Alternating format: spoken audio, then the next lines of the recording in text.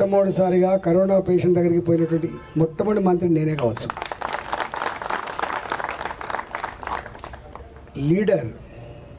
Leader అంటోడు మార్గదర్శి. Leader మీద depend అయ్యే కుటుంబంలో లీడర్ ఉంటాడు, దాని మీద ఆధారపడే కుటుంబం ఉంటుంది.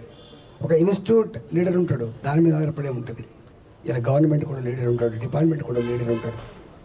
గుర్తొచ్చి ఎస్, ఇప్పుడున్న పరిస్థితుల్లో ఏ మందు లేనప్పుడు, దీనికి సంబంధించిన సమాచారం ఏం లేనప్పుడు ధైర్యమే మందు అని చెప్పి భావించి ధైర్యాన్ని అందించి ఈ రాష్ట్రాన్ని ఎట్లా కాపాడుకున్నామో, దేశాన్ని కూడా ఎట్లా కాపాడుకున్నామో దాని గురించి మీకు వివరించి చెప్పాల్సి అక్కర్లేదు. ఎన్ని రకాల మాట్లాడిన మన గురించి.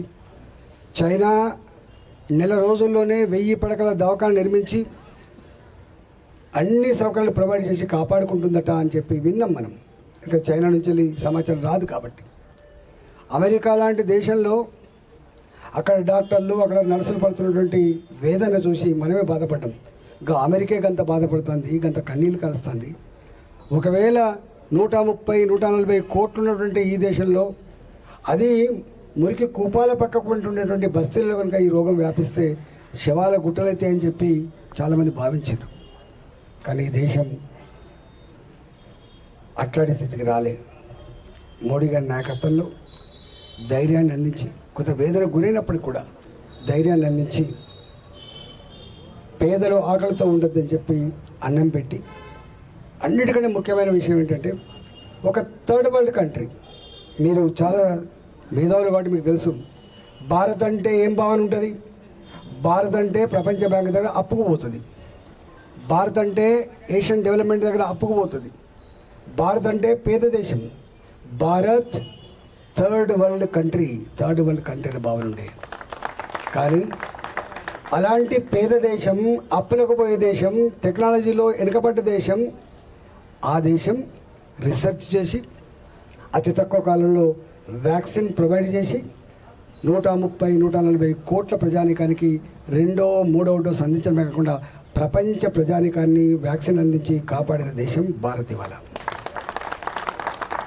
మీకు తెలుసు, హైదరాబాద్లో ఇక్కడనే వ్యాక్సిన్ ప్రొడ్యూస్ అయితే స్వయంగా ప్రధానమంత్రి గారు కరోనా సందర్భం వచ్చి అవన్నీ చూసుకొని పోయింది. మీకు తెలుసు, నేను అఫీషియల్ రావట్లేదు, నేను ఒక సామాన్య భారత పౌరుడిగా ప్రధానమంత్రిని కావచ్చు, కానీ నా బాధ్యత ఇవాళ ఒక వ్యాక్సిన్ తేవడం, నా ప్రజానీకంలో ఒక విశ్వాసాన్ని పాదుకొల్పడం, ఈ భయాన్ని పారదోడడం అనేటువంటి భావన వ్యక్తం చేశాను. మీకు తెలుసు, ఇట్లా అనేకం ఉన్నాయి. అంటే మోడీ గారికి అలా మోడీ మొన్న మల్కాగిరికి వచ్చిండ్రు.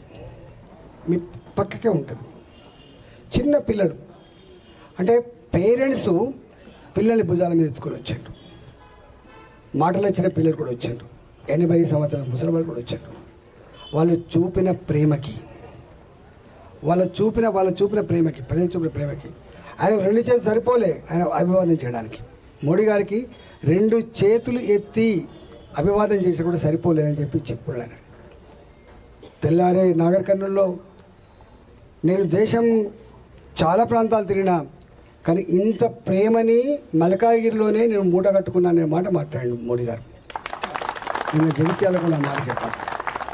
దానికి కారణాలు ఉన్నాయి. అవి ఇప్పుడు చెప్తే గంట చెప్పినా 2 గంటలు చెప్పినా ఒడవు, కానీ ఒక్కటి మాత్రం చెప్పగలుగుతాం. నేను ఇంతకుముందు చెప్పినట్టుగా భారత ప్రభుత్వమైన, రాష్ట్ర ప్రభుత్వమైన వాళ్ళు సొంత ఆస్తులు కావు. చాలామంది తప్పుడు భావంతో ఉంటారు. నేను ఇచ్చినా, నేను ఇల్లు కట్టించినా, నేను పెన్షన్లు ఇచ్చినా, నేను కళ్యాణ లక్ష్మి ఇచ్చినా. నో,